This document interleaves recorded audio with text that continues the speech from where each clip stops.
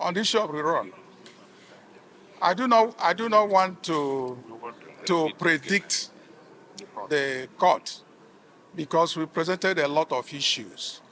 I thought that some of you should be very much worried that the election conducted by INEC,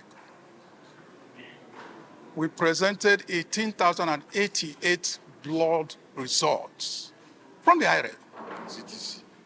Then INEC now gave us CTC of results. From there, we harvested 8,123 blood results. Some were completely blank. Some others were pictures of human beings.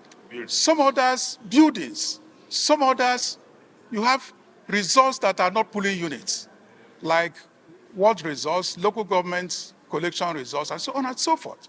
That is something that should worry every Nigerian. They relied on it. They relied to on pronounce it. Somebody. They relied on it to declare somebody the winner of an election. Yeah. How can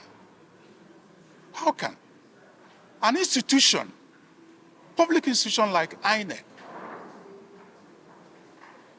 certified blank documents and say that it certified polling unit results, certified photographs and said it certified polling unit results? I mean, they should stop taking Nigerians and Nigeria for granted. It's very unfortunate.